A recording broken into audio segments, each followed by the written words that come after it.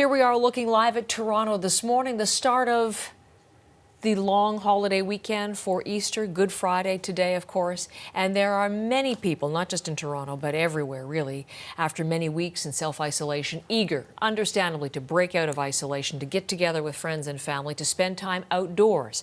But city authorities and authorities across the country say, staycation for the nation, stay indoors, and they're cracking down.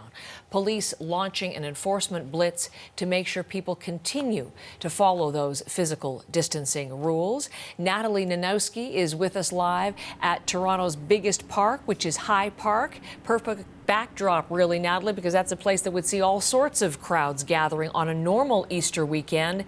This is no normal Easter weekend. That's it, Heather. It's not. Police are going to be out and they're going to be enforcing physical distancing. We know that about 160 officers are going to be out on bicycles, on horseback, making sure that when people walk through this park, they're not stopping to congregate. Now, what police have already done, or the city rather has already done, is they've closed the gate right here. This means that cars cannot enter and go and park inside the park. You can, of course, walk through. We see a few people already doing that. But if you don't live with the person, you have to maintain a 2-meter distance between yourself and everyone else.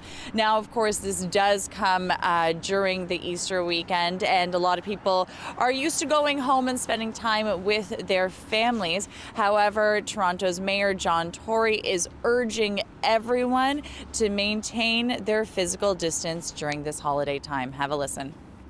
I know it's a more difficult time to stay home historically and in terms of people's habits. It's hard to be away from friends and families, and it's hard not to gather together to celebrate. But it is what needs to be done in order to save lives. So police are going to be out. Anyone caught not maintaining that 2 meters could be fined up to $1,000. Now, police were out last weekend doing the same thing. They were turning people away from parks in the nearby city in Brampton. There was a fine given out to a bunch of teens who were having a house party. That fine, Heather, was, get this, $100,000. Natalie, what is happening? I mentioned it's not just a Toronto situation. We're hearing in various municipalities, various provinces, police and bylaw enforcement officers are also making sure that we follow the rules. What's the national picture? Heather, the crackdown is happening basically all across the country. Out in BC, we know there that provincial officials have closed provincial parks there. They did so on Wednesday to ensure that no one really congregates in these parks. However, they are saying that they do see some people going to other spaces, in the ends of roads, and just congregating there. So they're going to be out watching people today. Over in Manitoba, we know that police there are now able to hand out fines. Those fines are up to $500.